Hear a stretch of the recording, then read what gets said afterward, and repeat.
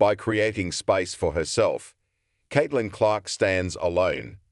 A select group of NBA pensioners are sitting around these days saying, "Yeah, I played against Larry in '84, or I played with Magic back then." Wnbaers eventually will say the same of Caitlin Clark. As soon as her rivals get over their elbow-swinging resentments of her, they will even boast about sharing the court with her, once they realize they haven't been playing in her shadow, but rather she has thrown light on their game. Now that Clark and the Indiana Fever are out of the WNBA playoffs, barely beaten by the more mature Connecticut Sun, an appraisal of her Asteroid-Strike rookie year seems fitting.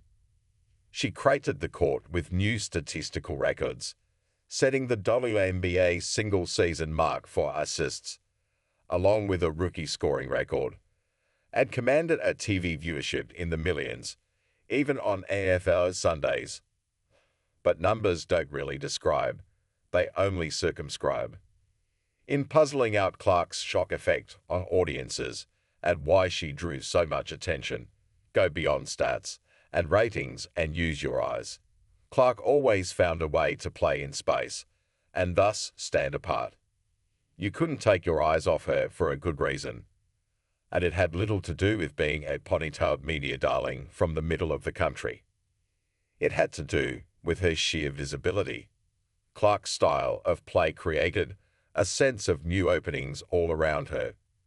Those in the audience had to watch her because they knew in any fractional moment something flickeringly, gaspingly unexpected was liable to happen, whether with a slice up the court and a leading pass that etches a fresh angle, or a stop and elevate frictionless bomb from near midcourt.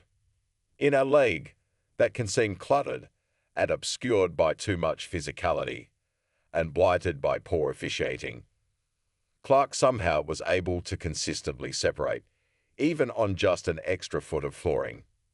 Take her quick slither to the left and pogo launch of a three-pointer that noiselessly netted Wednesday night to give the Fever a 71-70 lead with less than 4 minutes left against the Sun. Indiana had trailed by 11. First, there was no breathing space, and then there was. The sense that Clark was able to part the crowds and create new pathways extended throughout the franchise.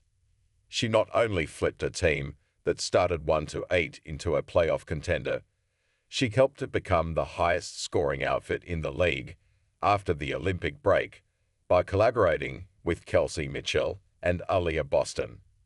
"This team won 5 games 3 years ago," Clark said. "So we're a young group, a pretty inexperienced group, but we came together and had a lot of fun playing with one another. That's sometimes the worst part of it, is you feel like you're playing your best basketball, and then it has to end."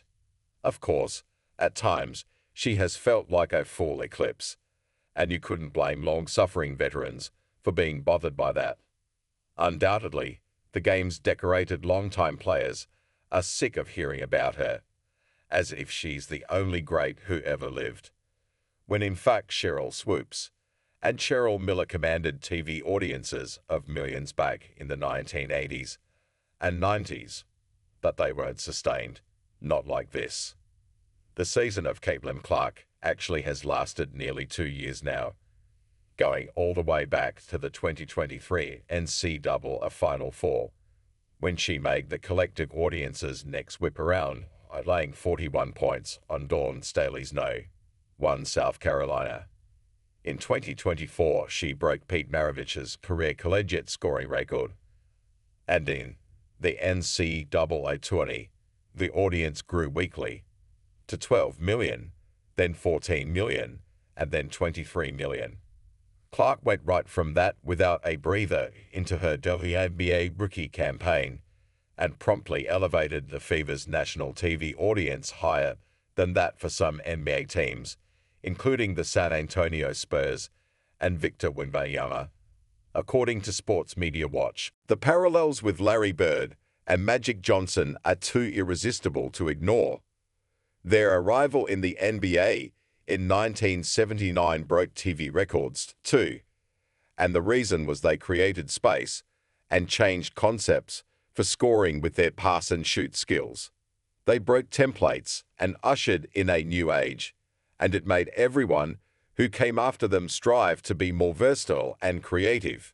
That's Clark's influence too, as Johnson acknowledged with a post on X this season. "Larry and I heightened the NBA's overall popularity," he wrote. "The WNBA is now in a position to negotiate higher TV contracts and increase salaries for all of the talented players. Clark will raise standards for everyone in the league, and they still need raising, better conditions and privileges for all players. It was a mistake to view Clark as blotting out other worthies in the WNBA. Along with her phenomenon was more exposure for her opponents, and only myopic fans didn't develop unexpected new affinities for other players they hadn't watched closely before." Anyone who tuned in to Clark against Connecticut on Wednesday night couldn't help but notice that the timeliest dagger shooter on the floor was not her, but the Suns' Maringa Mabry. Or admire the brilliant mid-range floaters of Alyssa Thomas, who had 19 points and 13 assists. You learned intriguing things about players you didn't know before, such as that the Suns' stalwart Wnbaers, the 37-year-old mother of twins, now has played in a record-tying 82 playoff games. With Clark and the Fever's exit from the playoffs, other teams and players will come to the fore. The audience may decrease, but it will be interesting to see by how much. The floor will seem a little more vacant without her, but hopefully she has left plenty of interest in other players behind, and they will be seen in the new light.